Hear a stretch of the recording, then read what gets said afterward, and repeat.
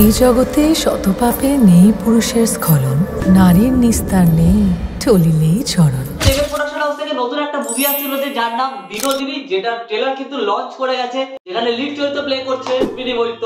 আর এইটা পুরোটাই একটা ওমেন বেসিক ফিল্ম হতে চলেছে, ঠিক আছে। এখানে বিভিন্ন আরো ক্যারেক্টার রয়েছে, যেমন গিরিশ ঘোষের ক্যারেক্টার রয়েছে, আরো ক্যারেক্টার গুলো যেগুলো রয়েছে। তো ট্রেলারটা এক কথায় কেমন হয়েছে? ভালো, খুব ভালো নয়, ভালো।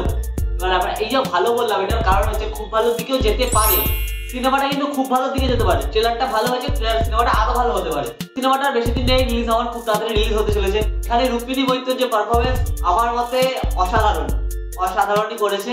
আর গিরিশ ঘোষের ক্যারেক্টারটা মনে হচ্ছে লাইক একটা পুরো রিয়েল, মানে তুমি যখন ফিল্মটা দেখবে তোমার মনে হবে পুরো এটা রিয়েল হচ্ছে, লাইক কোনো মানে কি বলবো, যে সেট ডিজাইন করেছে, লাইক কস্টিউম, মেকআপ, প্রত্যেকটা জিনিস যেগুলো ডিটেইলিং কিন্তু অনেক অনেক অনেক বেটার, ঠিক আছে। তো 141 বছর পুরনো সেই সময়টাকে যে ক্রিয়েট করা, সেটা কিন্তু একটা খুবই টাফ ব্যাপার, বিশেষ করে বাংলা ইন্ডাস্ট্রিতে বাজেটের ইস্যু রয়েছে যে কারণে। তো সেই ক্ষেত্রে গিয়ে বাজেটটা খুবই একটা বড় ম্যাটার করে এই সিনেমার ক্ষেত্রে, ঠিক আছে।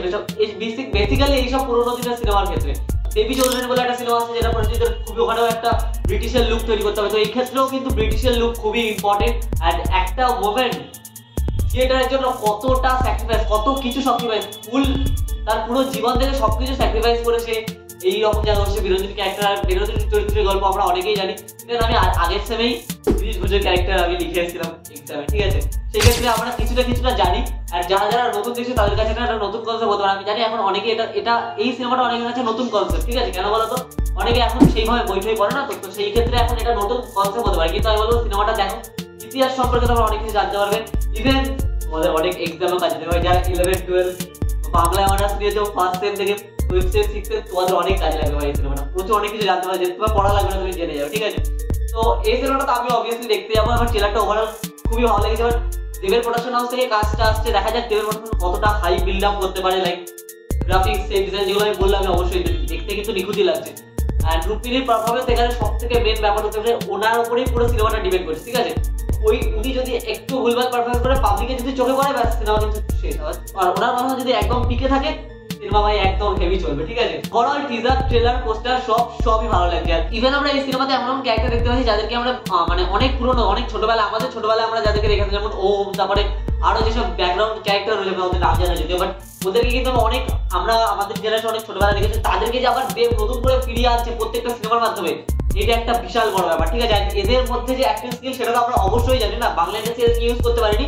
তো দেব এখন দেবের এই প্রোডাকশন হাউসের হাত ধরে তাদেরকে আমরা আবার নতুন করে দেখতে পাচ্ছি। তো সেটা একটা বিশাল বড় ব্যাপার দেবের প্রোডাকশন হাউসের পক্ষ থেকে, ইভেন টোটাল সিনেমাটা জুড়ে। তো ট্রেলারে তো ভাই যে কটা ক্যারেক্টার রিভিল হয়েছে, সে কটা রামকৃষ্ণদের ক্যারেক্টারটা বিশেষ করে ভাই, ওটা সত্যি ভাই একটা ছোট্ট সিন রয়েছে কল্পতরুর, মানে লাইক কল্পতরু ভাবতে নেবে, তো ভাই অসাম ভাই, মানে অসাম ভাই। তো ওভারঅল এই ট্রেলারটা কেমন? অসাধারণ ট্রেলারটা অসাধারণ। সিনেমাটা কতটা অসাধারণ হয়, নাকি বিল্ড আপ করতে পারে, নাকি আরো নিচে পড়ে যায়, তো সেটা দেখার জন্য আমাদের ওয়েট করতে হবে মুভিটা বেরোনো পর্যন্ত। হ্যাঁ, অনেকেই খারাপ বলতে পারো, ভালো বলতে পারো, বাট আমার মতামত, আমাদের এই চ্যানেলে কিন্তু বেস্ট রিভিউ হয়, ভালোকে ভালো, খারাপকে খারাপ। বাংলা সিনেমা অবশ্যই ভালো দিকে এগাচ্ছে এখন ধীরে ধীরে। প্রত্যেকটা সিনেমার কনসেপ্ট তোমরা ধরে রাখবে, প্রত্যেকটা সিনেমার কনসেপ্ট কিন্তু ইউনিক।